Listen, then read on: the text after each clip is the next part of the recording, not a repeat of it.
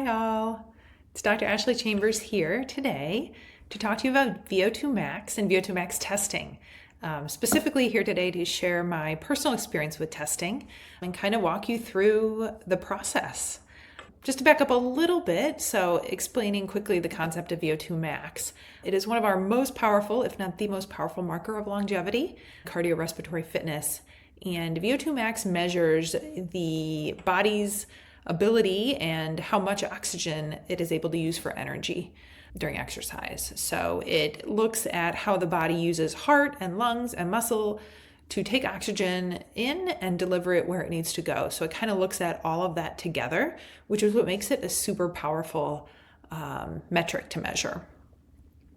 And it is often the gold standard for measuring VO2 max is in a cardiopulmonary exercise lab using an exercise physiologist, a metabolic cart, a treadmill, or a bike. And that's how I went about it. And I'll share the link at the end, but my last newsletter kind of talked more about VO2 max, how to use it in terms of longevity, the science behind it. But here today for this video, I'm just going to kind of walk through my experience. So I found a lab in town that's through one of our hospital systems that did testing, and I made an appointment online. It was about $150. You did not need a referral for it. Anybody can go in. And you just wear comfortable exercise clothes, not exercise beforehand, that day, and kind of eat and drink normally. And I got there that day. There's, kind of the setup to give it some background. There's a treadmill there. There's a cart next to it that has a computer on it. And then the exercise physiologist would kind of stand by the cart. Wear a heart rate monitor with a strap around your chest. But then you have to wear a mask device because you need to measure the oxygen coming in and the carbon dioxide coming out while you're exercising. It fits like a snorkel in your mouth between your teeth, and then two tubes come out, and it's held in place by like a headgear that velcros around the back. And then they clip your nose because making sure all the air is moving through the mouth and none through the nose. I was a little intimidated by the equipment.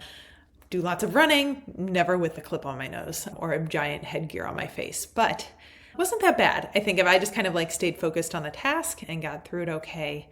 He kind of prepped me. He's like, the test will be on average about 10 minutes. It's not about how long you go. It's kind of more about all the metrics and how hard your body's working. And it's on a program, so it follows like an accelerated, a pace that accelerates, and most even bigger, the incline that accelerates.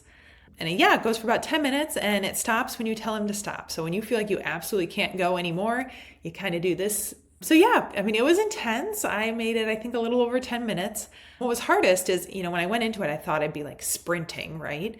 But it was the incline. The incline was a killer.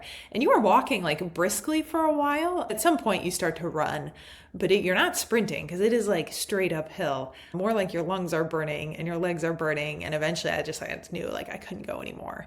But it was overall a great experience. So when I was done, he kind of gave me preliminary results and then sent me the full evaluation via email about a week or so later. And the printouts, I'll show you just because it's kind of wild, look similar to this. So this was the range, and my VO2 max was 49. So I was pretty happy with that. Here, elite athlete above 60, and you can kind of see the range, 20 to 40, 30 to 40 fit conditioned, 40 to 60 well conditioned. And then just for reference, tons of crazy graphs and tons of numbers, really looking at carbon dioxide and oxygen, liters per minute, and all sorts of wild science. So, and for some reference in terms of normal or average VO2 max levels. So for a 45-year-old male, average is about 36. For a 45-year-old female, average is about 31.